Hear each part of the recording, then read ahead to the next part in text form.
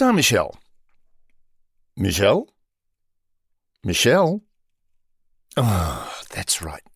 Look, everyone, I'm really sorry, but Michelle's not here today. Unfortunately, she had a little bit of family business she had to take care of, so I was left alone in the booth by myself. And look, it's never a good thing to leave me alone in the booth by myself, because if I start talking, I will never shut up.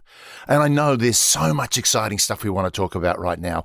The developments in Israel, the stuff going on with the Danish foreign minister. Oh, there is so much I want to talk about, but we just can't. I can't be left alone to talk by myself because it will just become some ridiculous rant. So, ladies and gentlemen, we're going to take you all the way back to the very, very beginning. The very first episode Michelle and I ever did, which explains how I wound up in ASIO and how it all went terribly wrong so very, very quickly. So, ladies and gentlemen, enjoy the first episode we produced. We promise to be back next week with a lot of big surprises, and we're going to tackle this whole Israel thing. Talk to you soon. Some people take the straight path in life. But at Arizona State University, we respect your twists and turns. They make our online students more driven to excel in their professional lives. That's why our personalized suite of services empowers you with innovative resources and staff that sticks with you. Make your next turn with one of our 300-plus programs at ASU, #1 in innovation for 9 consecutive years. Visit us at asuonline.asu.edu to learn more. So I'd been working for ASIO for about 3 or 4 weeks, and at that point my job was pushing the mail trolley around the building. I mean, you've got to get the information to everybody, and it's all on paper. It's an important job. It is. Yeah. It's a great job because you get to meet and greet everyone, you know who they are. And I walked into somebody's office. Now, there'd been a big brouhaha in the building that day, and I didn't know why, because I'm a 21-year-old idiot who didn't really care about anything. And as I walked into the office, I saw a photograph of a guy I knew on someone's desk, and I went, oh, I know him. And a deathly silence fell over the room. Oh my gosh, why? Well, the desk officer looked at me and went, you know this man? And I went, yeah, I went to school with him. What's the problem? And he looked at me and went, we think he's a terrorist. No. Yeah. You're listening to I Spied, the podcast that aims to undress the spy industry. Only to find a hairy, overweight, middle-aged man underneath. Please, I can't look.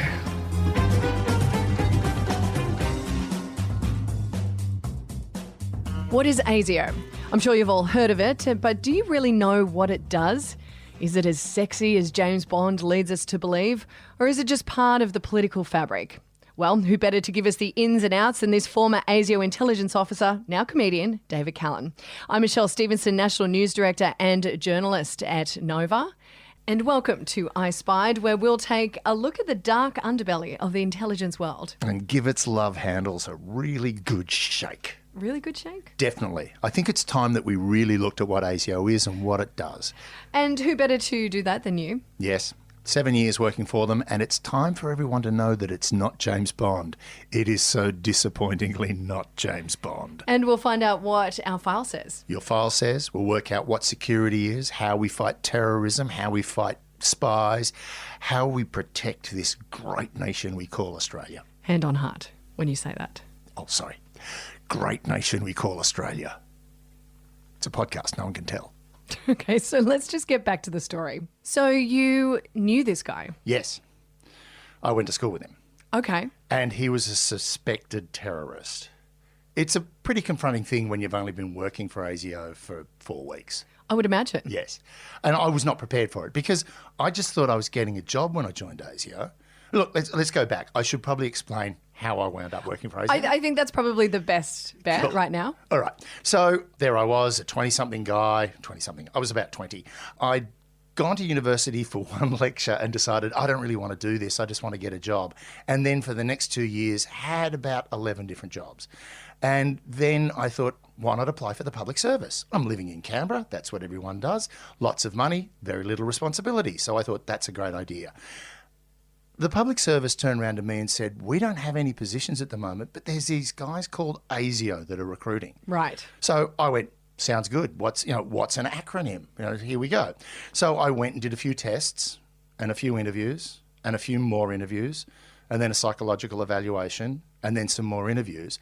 And after about 9 months, of all of these interviews and recruiting 9 process, months. 9-month recruiting process, I wound up working for ASIO. Okay, but did you know what they were at that point? Nope. I had no idea what ASIO was. So you got offered a job and you had no idea what they did. Zero. I had no idea. Okay. Well, this is very fascinating to Yeah. me. Why did you say yes then? Because it was a job with flex time. And I really wanted a job with flex time so I could do theatre at night. I mean, that makes sense. Yeah, of course. I mean, why not become a spy so you can become an actor? I mean, the two kind of interrelate, right? Well, you'd be surprised at just how close both of them are. I mean, people say politics is show business for ugly people. Well, ASIO is sort of like hardcore, intensive method acting for even uglier people. Well, actually, they're not that ugly. There's some really sexy people working for ASIO. I thought we weren't getting into the sexy part quite yet. We'll get to that. Look, there are stories and there are stories. But essentially, I joined what I thought was a government department. And then it all went pear-shaped after that when I Right. discovered that I'm working for our domestic security intelligence organisation. For most people, Yeah. no one really knows what ASIO does. They're kind of like, they're the people that are in the background. Yes. You don't know what they do, where they are. Are they spies? Well, do you know what that means if you don't know what they're doing? It means means that- they're doing their Right. job. Yeah. All right. ASIO's roles and functions are defined by the ASIO Act to obtain, evaluate, and correlate information relevant to security. That's a whole bunch of words that don't really say anything. Exactly. All right. So, what does security mean? That's the big word here. Yeah. What does security mean? Again, defined by the ASIO Act. It is the protection of the Commonwealth of Australia and its peoples from espionage, sabotage, politically motivated violence, terrorism, which we're talking about right now, attacks on the defence system, and acts of foreign interference. That's like everything. Yeah. But essentially, ASIO's like the school prefect. Yeah. It's hanging around the corridors of the country, making sure that none of us get up to any mischief and making sure no one comes in to get up to any mischief. So it's protecting us from spies from the outside and protecting us from terrorists and also internal threats like, say, a right-wing group. So that's what ASIO does. It looks after us. It doesn't actively go out and seek intelligence overseas. We have other people that do that. But what it does is it stops people coming in from overseas to spy on us and also from people acting in terroristic kind of ways, as I discovered. So when you look at ASIO, quite often we see MI5, we Yeah. see CIA, Yeah. and we think we know a lot about them. They're in movies, they're in books, they're Yeah. written about, but ASIO, nothing. No. Well, there are two shows that are about ASIO. One I was in. One called Secrets, which was made by the ABC around about 1993, 94. Yep. And the other one is Secret City. But again, it's heightened. It's fictional. What I always find fascinating is the number of guns that appear in anything to do with spies. Are you not killing everyone? No. Oh, okay. No. We don't want to kill people. We want to keep you in play. We don't want to kill opposition spies because if we kill one of their spies, they'll kill one of our spies. It is gets messy. It gets messy, and nobody Yeah. wants that. And the other thing is, we don't want to shut down a certain network because if we shut it down, we lose the rest of the network. If we grab one guy because we think we think you might be a terrorist, we'll take you off the streets. The problem is, if we take him off the streets straight away, we won't know the rest of his network. So, MI5 and CIA and, to some extent, what used to be the KGB and all of that, we know a lot about it. Yes. And now, is it intentional that we don't know a lot about ASIO? Well, yes and no. It's intentional because ASIO actually do their job very well. Right. And also we have a government that will go into bat for ASIO to protect them. But also a lot of the time the people that are revealing stuff about ASIO don't really know what they're talking about. Right, because they're supposing it it's all supposition as opposed to it being, experience and fact. So you get accepted into ASIO. Talk me Yeah. through your first day. You don't know what it is. What happens? Well, that was the great thing. The first thing you do is you go through orientation, where they teach you everything you need to know about working for ASIO, personal security, learning to clean your desk. When did it dawn on you that you were actually in counterintelligence? Or intelligence, I should say. Pretty much that day. Okay. Because you needed a tidy desk? Yes. Well, you've got to pack everything away at the end of the day. You can't leave anything out on your desk because then... It's like hot desking in the 2000s. Well, hot desking with a bloody big safe right next to your desk that you literally sweep your desk into, lock up, and the only thing left on your desk is two phones, the green internal phone, which is for secure conversations, and the brown external phone, which is for insecure conversations. What about the bat phone? Is there a bat phone? The brown phone had a big orange sticker on it that said, "This phone is insecure." And I'd always come in every day and go, "Oh, come on, mate. I think you're a great little phone. You're tops. Come on. Don't be like that." Trying to build up its confidence. Yeah, trying to build up the confidence of my external phone. So you learn that. And that was the great thing was that we walked into the training section and we were all sitting there and there's a very diverse group of people, about 10 of us. And we had guys that were coming in as desk officers, guys that were coming in as administrative officers, guys coming in as case officers, and then idiots like me coming in to push mail trolleys. And then one guy, he became the head of training, an amazing guy. I'll just call him Brownie for now. He just goes, "People say terrorism doesn't exist in Australia. Let me change your mind," and did the slideshow. And we all just sat there with eyes like dinner plates going, holy crap, so much stuff has happened in this country that we don't know about or we've pretty much ignored. So that was the big eye-opener, was that. And then, of course, we were told that at the time, the number one target for ASIO was the Soviet Union. Yeah. They had spies in Australia. So the Cold War. The Cold War. Mate, I was at the tail end of the Cold War. And have you ever seen Atomic Blonde? No. With Charlize Theron. Oh, yes. Yes, and James McAvoy. Yep. God damn, I wish that's what my job was like, because it was nothing like Atomic Was Blonde. not as sexy? Never even Damn like it. close. No hot Russian blondes. No, we listened to a lot of Bowie, but no, other than that, there was nothing going on. There was that sort of thing of East Berlin and, East and West and the Berlin Wall. That was a hotbed of intelligence operations. Places like Beirut were hotbeds. All of it. There were different locations around the world that were very active. But yeah, in Australia, we're Sleepy Hollow down here. There's nothing going on. Yeah. You're on your first day. Yep. You're getting taught a few things. Yep. I get taught that, and then I go and show my new workplace, which was basically a giant room full of boxes. And my first job was to open those boxes, take those files, walk them into a vault, and put those files on the shelves. Because ASIO, the reason I got into ASIO was ASIO lost 50% of its staff literally overnight. Because ASIO's headquarters used to be in Melbourne. Yeah. And then the Australian government went, we probably need to keep ASIO a little closer to home. So they moved ASIO up into a brand new spanking headquarters in Canberra, at Russell Offices, the Defence Complex. And then they moved all the files up. Now, when they moved all the files up and all the equipment and all the desks and all that sort of stuff, one thing that didn't come up from Melbourne was half the staff. Because people didn't want to leave Melbourne. People are like that when they live in Melbourne. They don't want to leave Melbourne. It's so true. Yeah, they are. And the guys that did move from Melbourne to Canberra, man, they turned ASIO into a little corner of Melbourne. Oh my gosh. Really nice coffee. Good, I was going to say great cafes. Yeah, fantastic. We actually had a little cafe in the building because once journalists discovered that ASIO was in the Russell Defence Complex, there was a canteen outside, like a big government-run canteen outside the wall. There. So they'd hang out there looking for us because our passes were a different colour to the defence passes. And, you walk out with your pass around your neck and you forget about it. That got me into trouble. But, by the way, before we go any further, a little disclaimer. I got into a lot of trouble working for ASIO. I am shocked. You strike me as someone who has it all together. Totally level-headed, if the level is a 45-degree angle. They really turned it into a kind of Melbourne place. The Herald Sun was the go-to paper. By the way, when people say that work in the public service, that all they do is read the paper for the first 2 hours of the day, well, with ASIO, that's pretty accurate. You're expected to read at least 4 papers.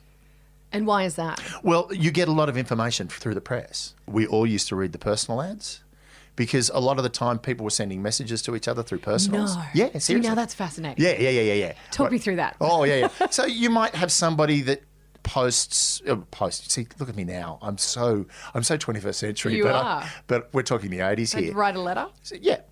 They would put an ad in a personal column saying, looking forward to catching up with you at the usual place. Right. Now, we could say, okay, what's going on here? Is this somebody we know? Is this something important? Now, sometimes it wasn't. But a lot of the time, yeah, that's how people got information and messages to each other because we didn't have email, we didn't have text, we didn't have Snapchat or, WeChat or whatever chat.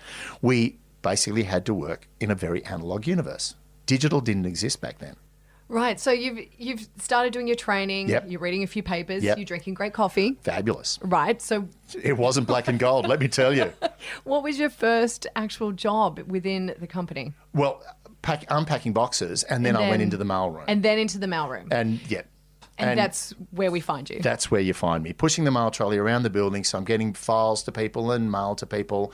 And there happened to have been bombing in Melbourne that night, the night before. Now, I didn't know about it because I was a young, up-and-coming actor Of course you were. who was just doing this as a part-time job. you know? Yeah. That's whatever you needed to tell Yeah, yourself. whatever. I needed to tell myself to justify what I was doing. And I didn't understand what was going on. Walked into this guy's office. There's a black and white photograph of a guy I went to school with. Right. And he supposedly had been involved in this terrorist incident. Wow. So Yeah. I mean, what are the chances? Yeah, that was the big one for me. I'm thinking, no, I'm a pretty much middle-class, white bread kind of kid.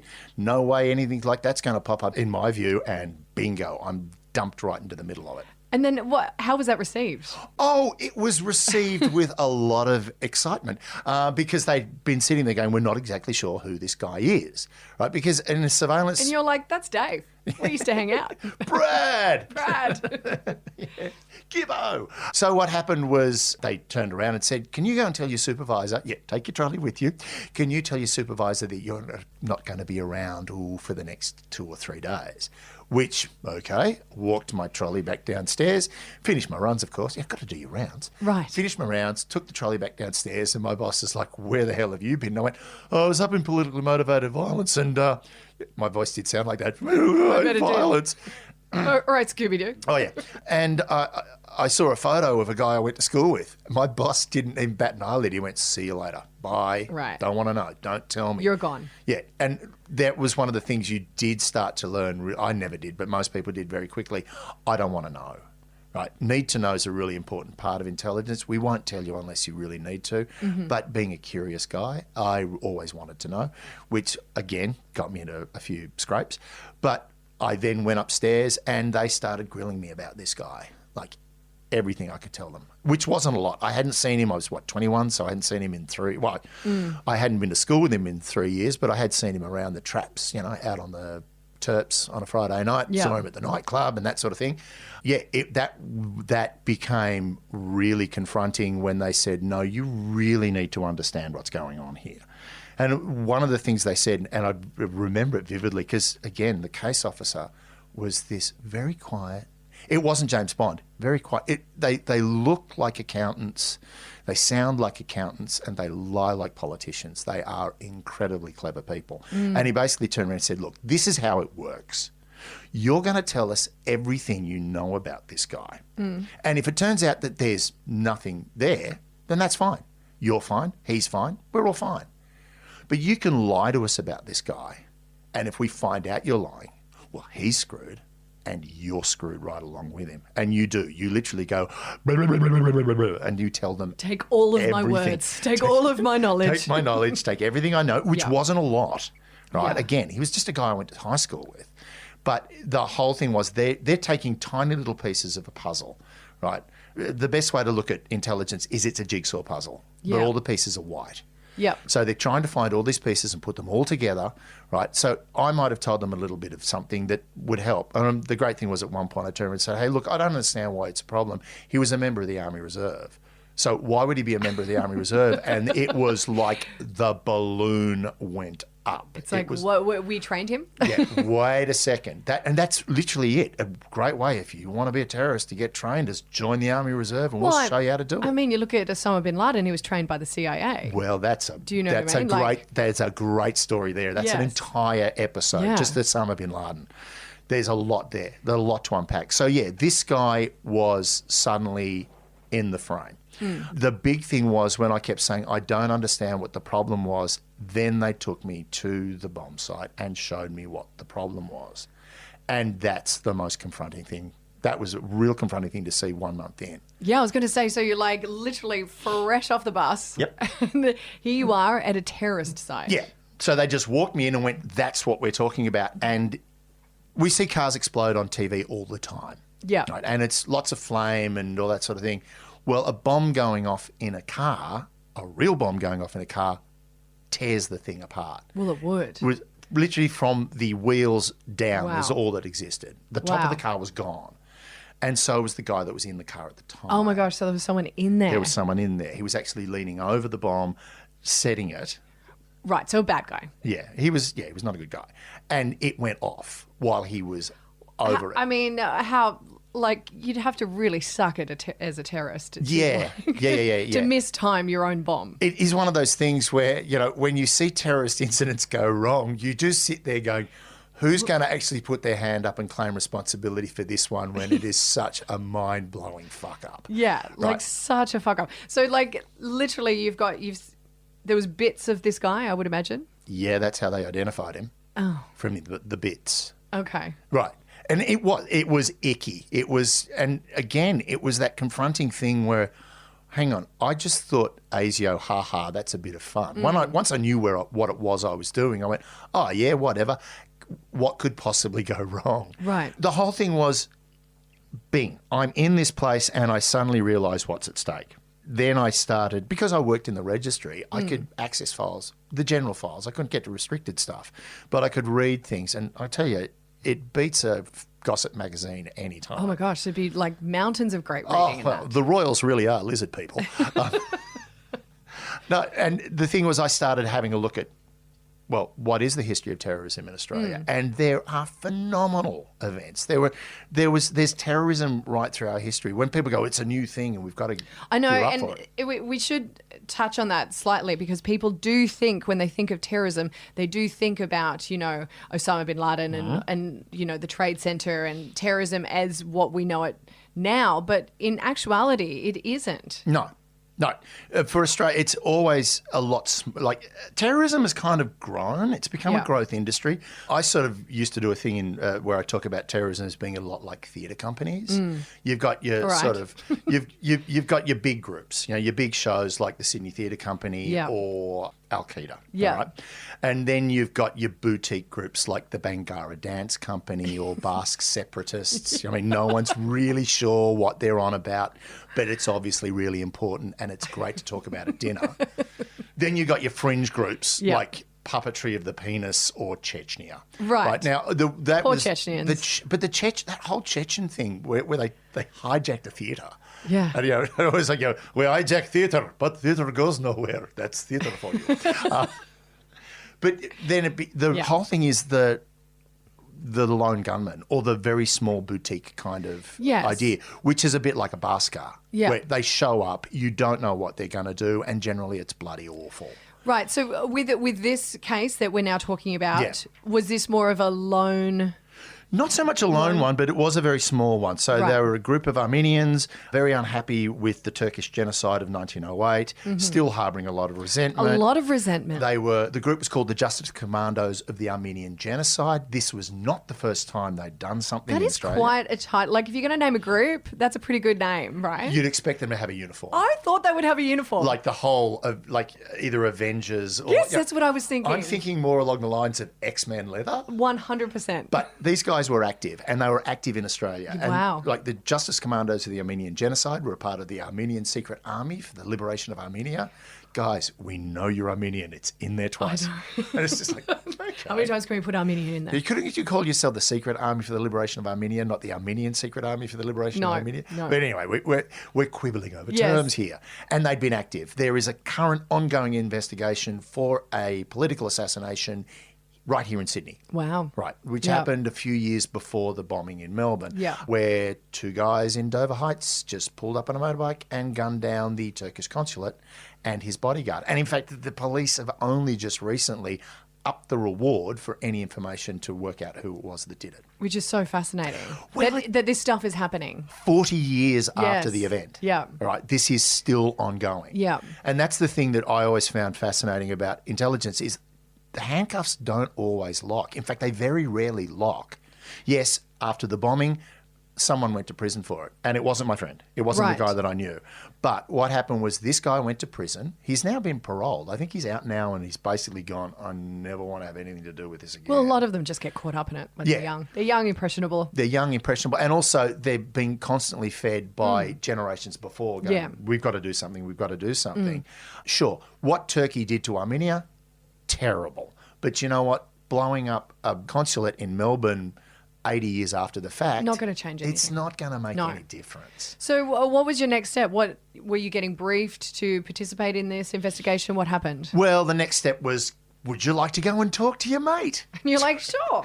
It was like, hell to the no. And they went, no, that's not the correct answer. You're Try like, again. This was not. This required no answer. This required no answer. They then wanted me to go and have a chat to him, which was the most awkward conversation I've ever had in my life because his question was constantly, why are you here? Why are you here? So you think he knew? I think he suspected, yes. So were you mic'd up? Like, No. How does this work? No. It was No. just go and talk to him and Okay. then come back and talk to us. Right. Just see what he knows. No. Look, it's very rare you'd walk in wearing a wire because it's too easy for something to go wrong. But then I'm just like, you're I mean, just now you- shattering all of my plans I of know, like but how it goes. Now there are microphones all around us. We're recording a podcast. Yeah, beyond that, like we all carry microphones, we all carry Yes. phones, which again, going back to that thing you said about, the CIA and MI5, and we see all these shows, Spooks.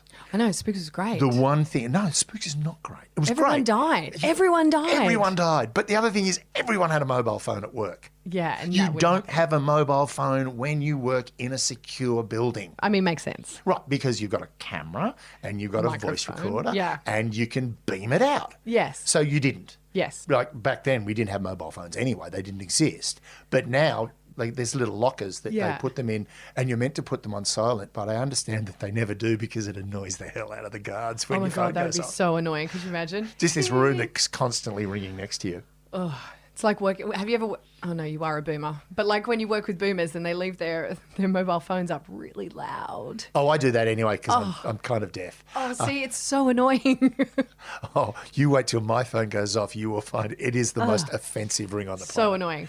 Anyway, so you speak to the guy. He tells you nothing. I mean, that must have been a really awkward conversation. You haven't seen him since high school, or had you seen him? Look, I'd seen him about a year earlier in Right. at the pub, and he seemed normal. I mean, we all change as we go over time. I remember him as being that guy that was, he'd get drunk with us after Yeah. a game of rugby up at the pub and that sort of thing at school. Yes, we were that kind of kid. We were those kind of kids. Yeah, right. But yeah, that was the awkward thing, and it was a case that I followed afterwards. In that, I could access certain files, so I could look at them and see what was going on. It was just awkward. To me, it was one of the great moments of, well, are you that good an actor? Can you come up with a reason why you're here, and B, a reason why to get him to talk, right?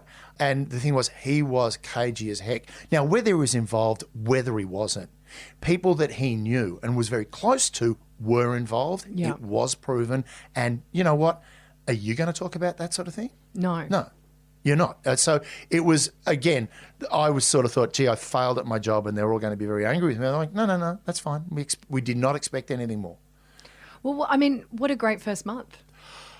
Yeah. It was really, yeah. I expected to get like a cake or something out of it, but no.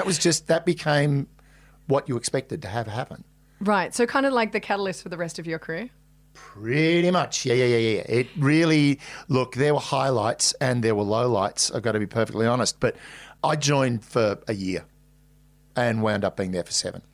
And we're going to tap into all of those 7 years. I think next step, we're going to look at you following a Russian. Oh boy, that was not a good day. I can't wait for this story. A Russian, whiskey and a stripper. What could go wrong? Everything.